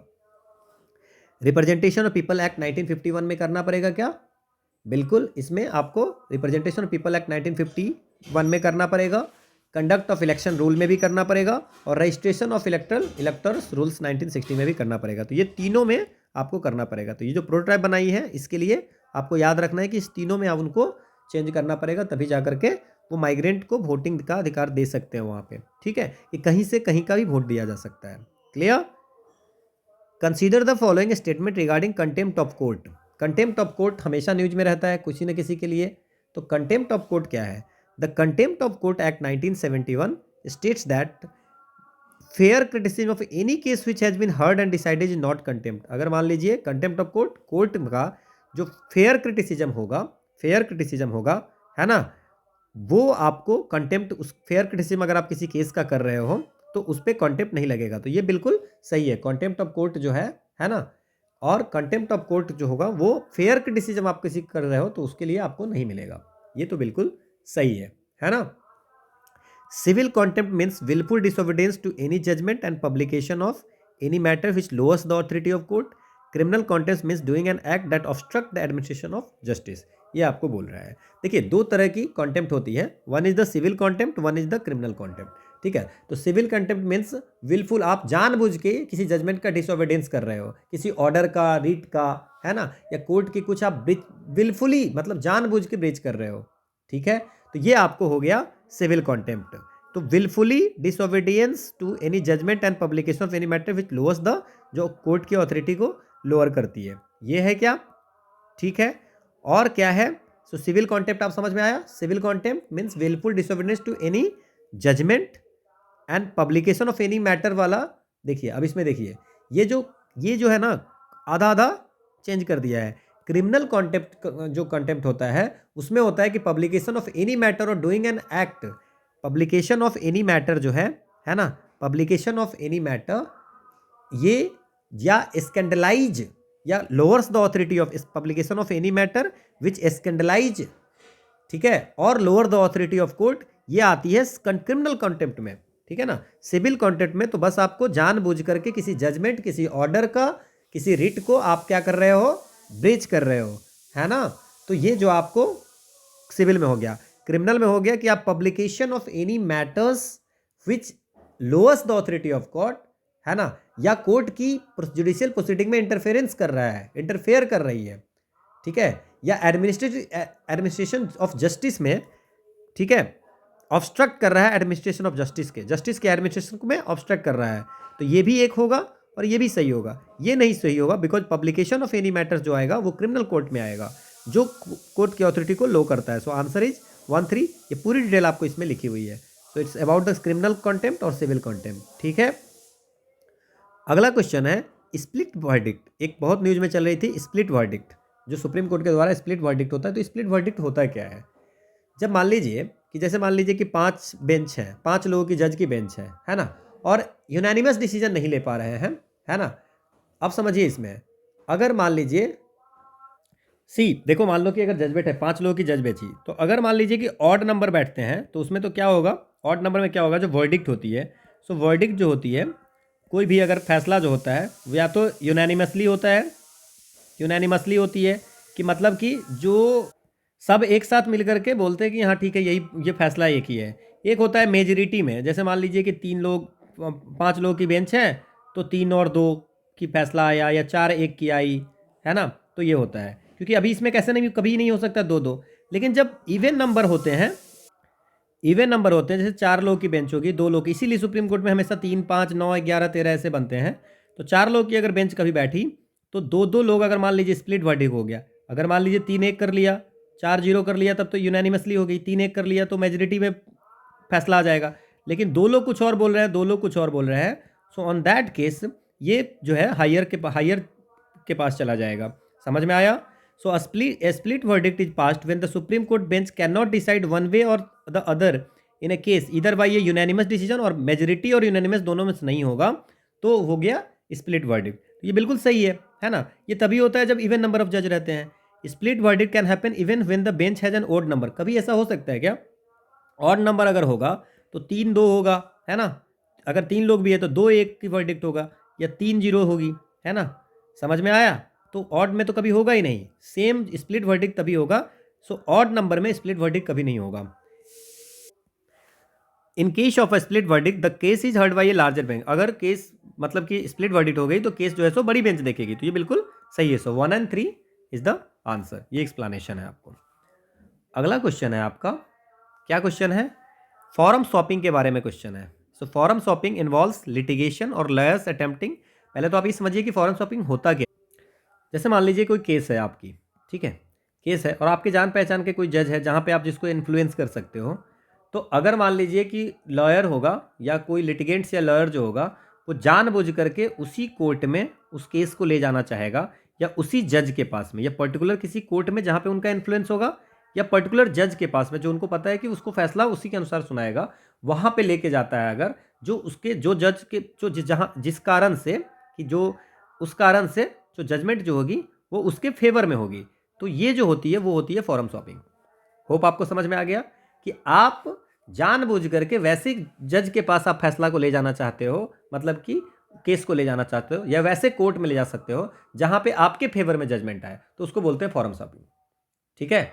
अब ये फॉरम स्वैपिंग जो है ये आपको अवॉइड होनी चाहिए डेफिनेटली, क्योंकि इससे फेवरेबल जस्टिस आती है। तो अब क्वेश्चन देखते हैं हम लोग कि फॉरम स्वैपिंग इन्वॉल्व्स लिटिगेशन और lawyers attempting to deliberately move their case to a particular judge, किसी पर्टिकुलर जज या particular court, where they think the judgment could be more favourable, जिनको वहां पे लगता है कि उनको जजमेंट जो है उनके अनुसार से जजमेंट होगी। तो ये एक तो सही है। Bench hunting refers to a petitioner managing, अब क्या है, managing to get their cases heard by a particular जज और court to ensure a favourable order. अब now what is the bench hunting. देखिए अब इसमें क्या है ना कि जैसे मान लीजिए ये लॉयर वगैरह का हो गया, लॉयर लिटिगेंट्स का हो गया, और इसमें क्या होगा, बेंच हंटिंग जो होती है, बेंच हंटिंग में क्या हो, जो पेटिशनर होता है ना, जो याचिकाकर्ता होता है, वो अपनी केस को अपना पर्टिकुलर जज या पर्टिकुलर कोर्ट में ले जाना चाहता है जिससे कि फेवरेबल हो, तो वो होती है बेंच हंटिंग। तो ये दोनों आपका सही है ना। अब पूछ रहा है कि अब तीसरा है कि supreme court ruling does not bar the practice of forum swapping और बेंच। अभी भी सुप्रीम कोर्ट ने, अभी जो सुप्रीम कोर्ट के बेंच ने फॉरम जो फॉरम स्वैपिंग है उसको disreputable practice by the courts बोला है, that has no sanction and paramountcy in law. तो नॉट बार जो है सो नहीं होगा। So the answer is only 2 सही है। ठीक है, ये एक्सप्लेनेशन है। Okay, so this is all about the current affairs part. Now अगर हम करेंट अफेयर्स के क्वेश्चन करते हैं, ठीक है, 5 करेंट अफेयर्स विल डू। चलिए ठीक है, तो इसको हम लोग सॉल्व करते हैं। In objective type test of 90 question, total test में कितने क्वेश्चन है, 90 क्वेश्चन है। 5 मार्क्स मिलते हैं अगर आप क्वेश्चन सही करते हो, तो 2 मार्क्स कटते हैं अगर आप गलती करते हो। तो हर रॉन्ग आंसर पे 2 मार्क्स कटते हैं और सही पे 5 मार्क्स। अब ये सब ना 90 के 90 सारे क्वेश्चन अटैम्प्ट कर दिए और इनको मिला 387 मार्क्स। ठीक है, तो अगर 90 का 90 अगर पूरे सही करेंगे तो इनको मार्क्स तो आने चाहिए, अगर पूरे सही हो जाते तो आते 450, है ना। तो ये तो हुआ नहीं है, तो इसमें 387 मार्क्स आया। तो पूछ रहा है कि कितना इनकरेक्ट रिस्पॉन्स है। तो अगर हम सिंपल सा मान लेते हैं कि इनकरेक्ट जो हमारा था, इनकरेक्ट आंसर जो दिया था उन्होंने, ठीक है ना, इसने जो इनकरेक्ट आंसर दिया था उसको मान लेते हैं कि x। तो करेक्ट कितना हो गया, टोटल हमारा 90 है क्वेश्चन, तो अगर इनकरेक्ट x हो गया तो करेक्ट कितना हो जाएगा, 90 माइनस एक्स। समझ में आया। अब जो करेक्ट आंसर है, करेक्ट कितना क्वेश्चन 90 माइनस एक्स हमने करेक्ट बनाया, तो उस पर कितना मार्क्स मिल रहा है, 5। तो जितने करेक्ट है तो टोटल मार्क्स ये हो गया। और सब्सट्रैक्ट होगा, क्या सब्सट्रैक्ट होगा कि जितना भी रॉन्ग जो इनकरेक्ट आंसर, इनकरेक्ट कितना है x, तो उसमें कितना नंबर कट रहा है, 2 नंबर डिडक्ट हो रहा है। और ये पूरा हमको आ रहा है 387, मतलब सही वाला माइनस गलत वाला इज इक्वल टू 387। तो ये जो होगा 450 minus 5x minus 2x is equal to 387। So 450 minus 387 is equal to 7x, 5x इधर और 2x इधर चला गया 7x। तो अगर इसमें बात करें तो कितना हो जाएगा, ये 63 होगा। तो 7x इज इक्वल टू 63, तो x is equal to 9। So answer क्या हो जाएगा, इसका आंसर क्या होगा, x मतलब 9, मतलब इनकरेक्ट कितना हो गया 9। ठीक है, ये आंसर हो जाएगा। आसान सा क्वेश्चन था।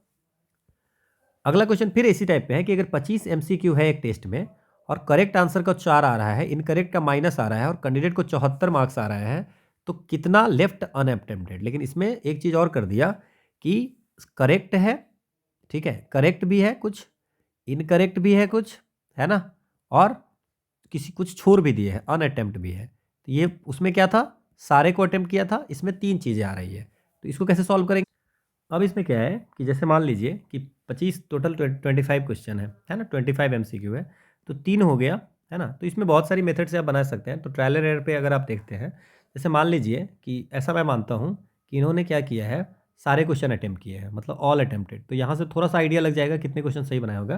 कि मान लेते हैं कि सारे अटैम्प्ट किया, इन्होंने लेफ्ट जो मतलब कि छोड़ा था वो 0, ऐसा मैं मान के चलता हूँ। तो ऑन दैट केस अगर मैं ये सोच के चलता हूँ कि छोरा जो है वो 0 है, तो उस केस में अब देखते हैं क्या होगा। तो ठीक है, तो मान लेते हैं कि इसमें क्या फिर हो गया कि इस फिर करेक्ट को हम लोग मान लेते हैं, करेक्ट में x है, x नंबर क्वेश्चन करेक्ट किया। तो इनकरेक्ट में अगर बात करेंगे तो क्या हो जाएगा, 25 क्वेश्चन में से x इनकरेक्ट हो गया, है ना, 25 माइनस एक्स आपको इनकरेक्ट हो गया। तो करेक्ट को कितने मार्क्स मिल रहे हैं, जितने करेक्ट क्वेश्चन उसमें 4 मार्क्स मिल रहे हैं, और माइनस जो इनकरेक्ट है उसमें 1 मार्क्स इनकरेक्ट हो रहा है और आ रहा है 74 मार्क्स।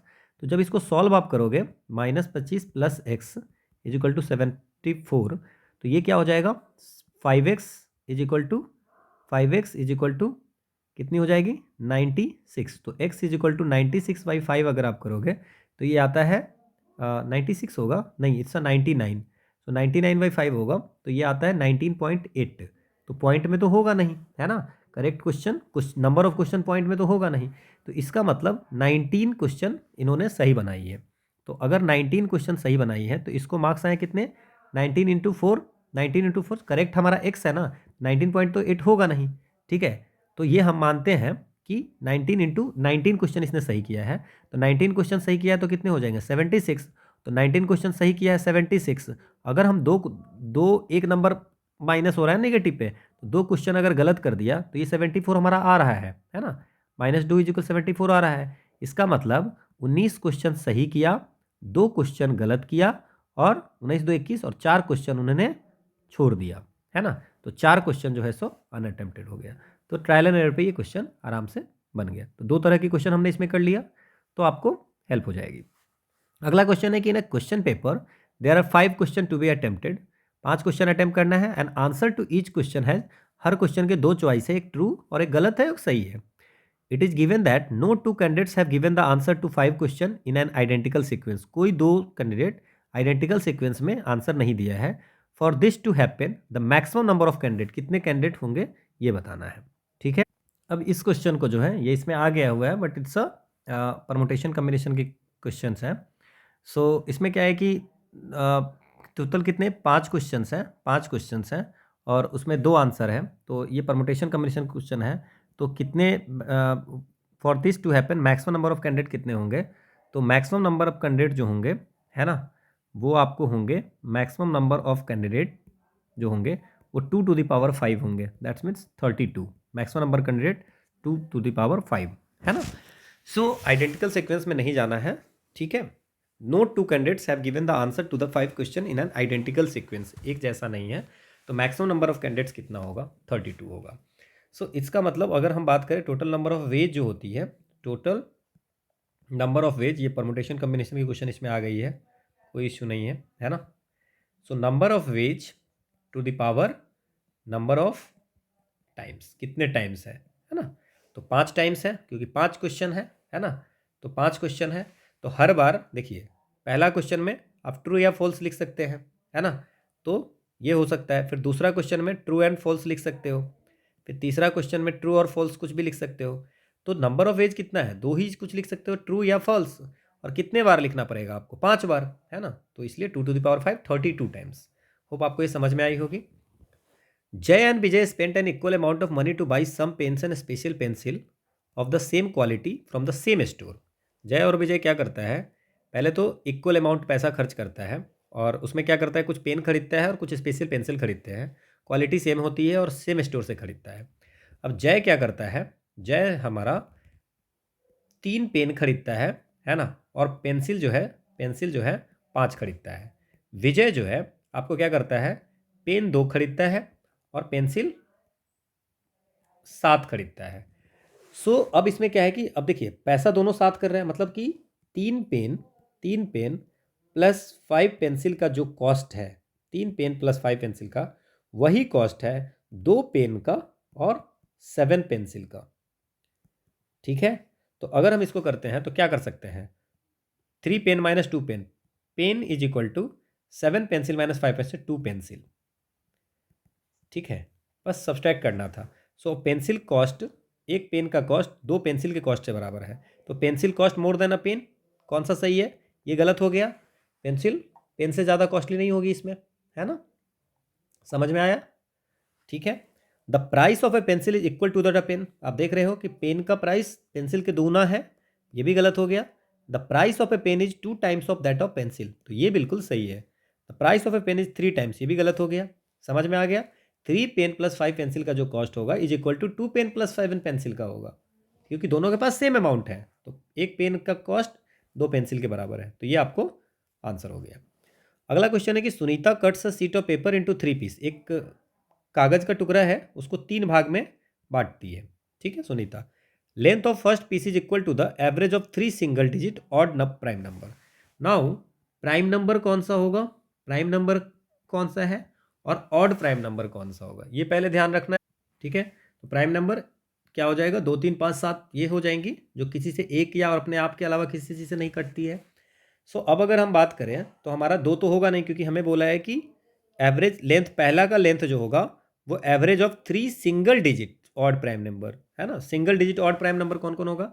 तो 2 3 5 7 9 नहीं 11, तो ये सब होती है 13, जो एक और उससे नहीं कट, एक और अपने आप के अलावा किसी से नहीं कट रहा है, ये नंबर होते हैं प्राइम नंबर। अब हमसे बोल रहा है कि ऑड नंबर, तो ये होगा नहीं, और इसके बाद बोल रहा है कि 2 डिजिट का होगा नहीं, इसका मतलब they are asking about the ये 3 प्राइम नंबर। तो 3 सिंगल डिजिट, ये single digit odd prime number का एवरेज है, मतलब 5 3 8 7 15 बट्टे 3 विच इज 5, तो एवरेज कितना हो गया? 5, मतलब पहले का लेंथ जो होगा वो 5 होगा, 5 यूनिट। ठीक है, पहले का लेंथ कितना होगा? 5 यूनिट होगा। होप आपको समझ में आया होगा। दूसरा का कह रहा है कि length of the second piece is equal to that of the first plus 1/3 length of the third. मान लेते हैं, तो ये तो हमारा 5 हो गया, और इसको मान लेते हैं कि एक्स और वाई है, दूसरा बाकी लेंथ एक्स और वाई है। तो बोल रहा है कि जो सेकेंड का पीस का, सेकेंड पीस का जो लेंथ है वो equal to that of first, first कितना है? 5 plus 1/3 length of the third, मतलब वाई बाई 3। ठीक है, यह आपको समझ में आया। So 3x minus y is equal to 15, ये इक्वेशन एक याद रखते हैं। दूसरा क्या है? The third piece is as long as the other 2 pieces together, मतलब y is equal to 5 plus x बोल रहा है ना। दैट्स मीन्स अगर हम यहाँ पे बात करें तो क्या लिख सकते हैं? y minus x is equal to 5। अगर इस दोनों को हम सॉल्व करते हैं तो ये y प्लस और y माइनस कट गया, 3x माइनस 2x, और 15 और 5 20, तो x की वैल्यू कितनी हो जाएगी? 10। तो अब पूछ रहा है कि the length of the original seat कितनी होगी, तो पहला का 5 यूनिट, दूसरे का क्या हो जाएगा? 10 यूनिट हो जाएगा, और तीसरे की 10 प्लस 5 कितनी हो जाएगी? 15 यूनिट।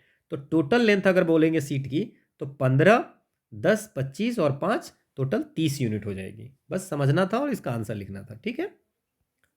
ओके, अब हम लोग ये आपको डेली की प्रैक्टिस एमसीक्यू है, देख लीजिए। ये आपको ये क्वेश्चन है आपको सी सेट की एक क्वेश्चन है। ये जो आपको एडवोकेट जनरल, ये आपको सब्जेक्ट की क्वेश्चन है। और ये जो आपको एनआई अमेंडमेंट एक्ट है, ये न्यूज़ में रहती है, तो ये आपको करंट अफेयर्स के क्वेश्चन है। इस तीनों के आंसर आपको देने हैं, ठीक है। और जो हम लोग डे 3 में किया था उस क्वेश्चन की सॉल्यूशन मैं आपको बता देता हूँ।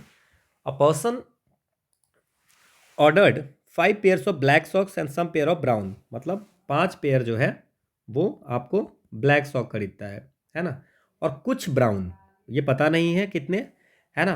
The price of A black pair was thrice that of brown pair, मतलब ब्लैक का जो प्राइस होगा वो thrice that of brown, 3 into brown के 3 गुना है ना। While preparing the bill clerk interchange the number of black and brown. अब ये तो ये है, बट बिल कलर क्या किया, ब्राउन कलर का प्राइस कर दिया 3 इंटू ब्लैक, समझ में आया, ठीक है, मिस्टेक से। और उस कारण से इंक्रीज द बिल बाई 100%, और बिल इससे 100% इंक्रीज कर गया। So what was the number of pairs of brown sock in the original order, कितने ब्राउन सॉक थे। अब क्वेश्चन है हमारा कि a person ordered 5 pair of black socks and some pair of brown sock, ये तो हम लोग पढ़ लिए थे, है ना। और बिल 100% बढ़ गया है ना। अब इसमें देखिए सिंपल सी कि बात क्या है कि जैसे मान लेते हैं कि हमारा एक किसी का भी कॉस्ट मान लेते हैं। सो मान लेते हैं कि कॉस्ट ऑफ ब्राउन सॉक जी है, ब्राउन सॉक है, उसकी जो कॉस्ट है वो मान लेते हैं कि पी है। तो कॉस्ट ऑफ ब्राउन सॉक हो गया, तो हमें क्या बोला है कि the price of black pairs was thrice of brown. तो कॉस्ट ऑफ ब्लैक का क्या हो जाएगा, ब्लैक का सॉक का क्या हो जाएगा, 3p, ठीक है, एक पेयर का, समझ में आया। अब बिल जब बना रहे थे और इनको क्या खरीदना है, 5 पेयर जो है सो ब्लैक सॉक खरीदनी है। तो ब्लैक कितने खरीदने हैं, ब्लैक खरीदने हैं, ब्लैक सॉक कितने खरीदने हैं, 5 पेयर, ठीक है, याद रखना है। और ब्राउन कितने खरीदने हैं हमें नहीं पता है, तो नहीं पता है तो हम क्या इसको एक्स पेयर मान लें, कि मान लेते हैं एक्स पेयर खत्म खरीदना है। अब ये बोल रहा है कि बिल क्लर्क जो है ना, वो नंबर ऑफ ब्लैक और ब्राउन को चेंज कर दिया। मतलब इसने खरीदा क्या था, जैसे मान लीजिए कि ये खरीदा है, तो इसकी कितनी प्राइस होगी, समझिए। ब्लैक सॉक 5 पेयर खरीदा है, 5 पेयर, एक पेयर का कॉस्ट कितनी है ब्लैक की, 3p, है ना। So 5 into 3p plus brown sock कितनी खरीदे हैं, एक्स पेयर, और एक्स पेयर ब्राउन की कॉस्ट कितनी है p, तो एक्सपी। तो होना तो चाहिए ये कॉस्ट, लेकिन इसने क्या किया कि मिस्टेकली क्या हो गया कि ब्लैक और ब्राउन का हटा दिया। मतलब इन्होंने क्या किया कि ब्राउन सॉक जो है वो क्या किया इसने, समझिए इस बात को, कि इन्होंने ब्राउन सॉक जो है एक्स खरीद लिया, है ना, ब्लैक एक्स खरीद लिया, और ब्लैक खरीद लिया तो उसकी कॉस्ट कितनी हो गई, 3p। मतलब खरीदना था ब्लैक 5, और इसने खरीद लिया, इसका लिख दिया कि ब्लैक खरीदा एक्स पेयर और ब्राउन खरीदा 5 पेयर। तो ब्लैक एक्स पेयर है तो ब्लैक की कॉस्ट कितनी है, 3p, और प्लस ये ब्राउन खरीदना था एक्स पेयर, लिख दिया क्या, 5 पेयर, तो ब्राउन की कॉस्ट कितनी है, p। तो लगना चाहिए ये, और खरीदना बेसिकली ये, लगना चाहिए, और हो गया ये, चेंज हो गया। आप देख रहे हैं यहाँ पर का 5 यहाँ आ गया, एक्स का यहाँ आ गया। अब इस चेंज से 100% चेंज हो गया। जो प्राइस था, जो 100 रुपये था, वो आपको 200 रुपये हो गया, मतलब दोगुना हो गया, समझ रहे हैं, 100% बढ़ गया। जो 100 रुपये लगने थे 200 रुपये। तो अब क्या लिखेंगे हम लोग, यहाँ पे क्या लिखेंगे कि 3xp प्लस ये प्राइस, ये ज़्यादा है क्योंकि 100% बढ़ा है, ये ज़्यादा है ना, ये इसका दोगुना है। So 3xp plus 5p is equal to 2 into 15p plus xp। समझ में आया, ये दुगुना क्यों लिखें, बिकॉज ये जो जब इंटरचेंज करने के बाद जो प्राइस आई है वो दुगुना है पहले से। दुगुना क्यों, क्योंकि 100% बोल रहा है। नाउ इसको अगर सॉल्व करते हैं, so 3xp plus 5p is equal to 30p plus 2xp। तो ये घटेगा तो xp हो गया, और ये 25p, p से p कैंसिल हो गया, तो x इक्वल टू 25। हमने क्या माना था कि ब्राउन सॉक जो है सो एक्स पेयर खरीदा था, तो एक्स पेयर कितना हो जाएगा, और पूछ रहा है कि original pair of brown sock पूछ रहा है, तो ये 25 हमारा आंसर हो गया। आसान सा क्वेश्चन है। अगला क्वेश्चन है ये हमारा कि डायरेक्ट डेमोक्रेसी पे क्वेश्चन है आपका, ये जो है सो आपको, ठीक है। तो डायरेक्ट डेमोक्रेसी पे क्वेश्चन क्या है, डायरेक्ट डेमोक्रेसी पे क्वेश्चन है कि कुछ डिवाइस आपको दिए हुए हैं, तो डायरेक्ट डेमोक्रेसी की 4 डिवाइस होती है। One is the referendum, one is a recall, one is the plebiscite, और एक होता है इनिशिएटिव। तो ये आपको पता होना चाहिए। डायरेक्ट डेमोक्रेसी क्या होता है? डायरेक्ट डेमोक्रेसी वो होता है कि जहाँ पे पीपल जो है सो, लोग जो है सो अपनी एक्सरसाइज खुद करता है, डायरेक्टली करता है, जैसे स्विट्जरलैंड में, है ना। अभी हम लोग क्या करते हैं? इनडायरेक्ट डेमोक्रेसी है, बिकॉज हम लोग अपनी रिप्रेजेंटेटिव को चुनते हैं और वो जो है सो हमारे लिए काम करता है ना। ठीक है। और यहाँ पे क्या होगा? उसको हम रिप्रेजेंटेटिव डेमोक्रेसी बोलते हैं। और डायरेक्ट डेमोक्रेसी जो होती है वहाँ पे लोग ही सारा फैसला करते हैं। तो उसके 4 डिवाइस है। One is the referendum, one is the recall, one is the plebiscite, one is the initiative. Now referendum क्या है ये आप समझिए। रिफरेंडम है procedure whereby propose legislation is referred to the electorate for settlement by their direct vote.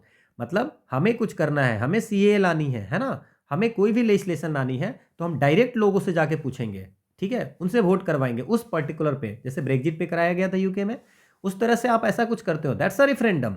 समझ में आया कि आप डायरेक्ट कोई भी आपको कानून बनाने हैं ना, ये एक्ट बनानी है, कुछ भी ऐसी बनानी है जो लोगों के हित के लिए, आप डायरेक्ट क्या करोगे? लोगों के पास जाओगे और लोगों से उससे वोट करवाओगे उस पर्टिकुलर लेजिस्लेशन पे, है ना। तो वो होती है रिफरेंडम। दैट्स अ, लोगों को जो लगेगा, जो इच्छा होगी वो कानून बनेगा, तो ये रिफरेंडम हो गया। इसके बाद रिकॉल। रिकॉल क्या होता है कि जैसे मान लीजिए आप अपने चुने हुए रिप्रेजेंटेटिव जो हैं, वो अगर आपने चुन लिया, लेकिन उनका क्या हुआ है कि अगर वो टर्म उनका पूरा नहीं हुआ और वो उनको आपको लग रहा है कि वो अपनी ड्यूटी को ठीक से नहीं कर पा रहे हैं, तो उसको फिर से आप रिकॉल कर लिए, है ना। समझ में आया? उसको रिमूव कर दिए, वोटर कैन रिमूव। तो method of obtaining the opinion of people on any issue, ये नहीं होगा, ये टीचर रिमूवल है ना।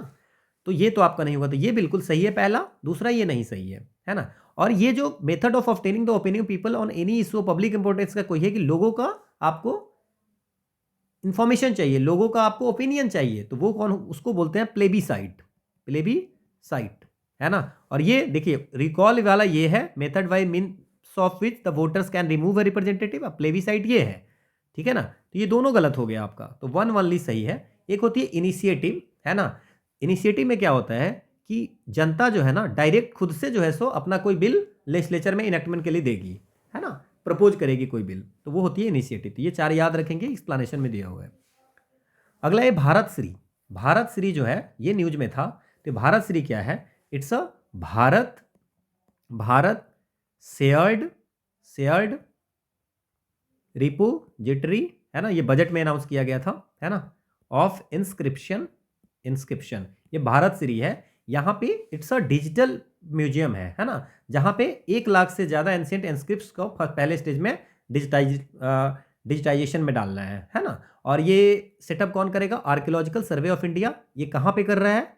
हैदराबाद में। Bharat Shri will set up by the archaeological survey of India और एट हैदराबाद में इसमें रहेगी। तो it's a digitization of inscription, first stage में 1 लाख करनी है, ठीक है। ये आपको एक्सप्लेनेशन दी हुई है। Okay, so this is all about the today session, day 4। Will meet you in day 5। So this is the quote of the day. It's a dreams don't work unless you do. तब तक आपके dreams work नहीं करेंगे जब तक आप काम नहीं करोगे, ठीक है। So thank you all for watching. This is the Telegram channel जहाँ पे आपको ये PDF मिल जाएगी। And will meet you in a next class, ठीक है।